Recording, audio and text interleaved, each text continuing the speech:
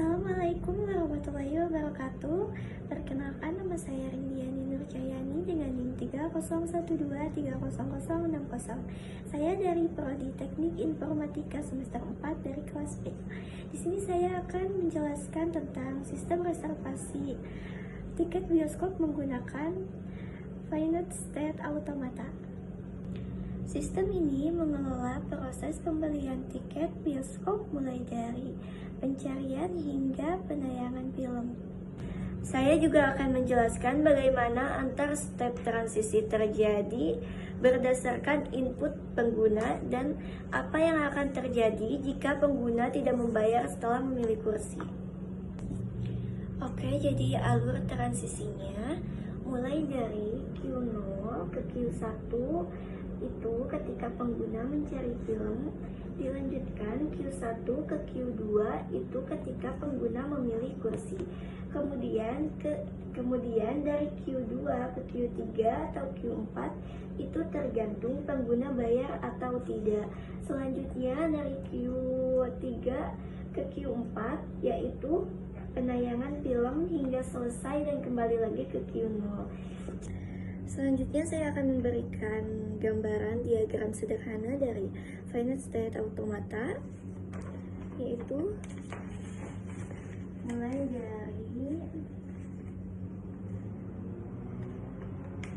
dari input A atau Q0 itu adalah mencari film dari Q0 pindah ke Q1. Kemudian dari Q1 jika pengguna sudah mencari film atau menemukan filmnya, ia akan memilih kursi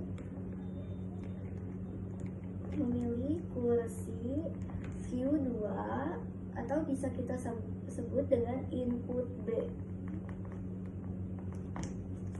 Kemudian dari Q2 lanjut ke Q3 yaitu pembayaran atau bisa kita sebut dengan input C. Kemudian selanjutnya ke Q4 input D yaitu menonton film hingga selesai. Ini adalah gambaran diagramnya.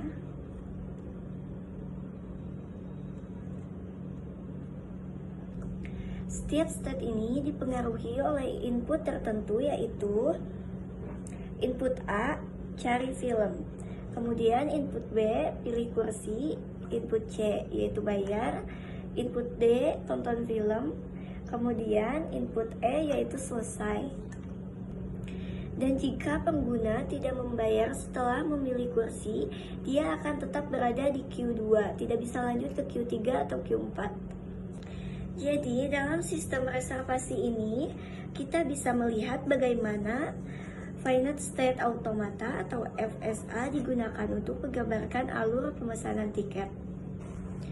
FSA membantu kita memahami bagaimana berpindah dari satu state ke state yang lain berdasarkan dengan input mereka.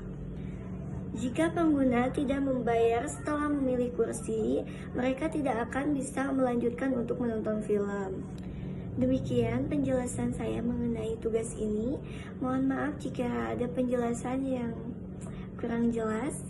Semoga bermanfaat. Wassalamualaikum warahmatullahi wabarakatuh.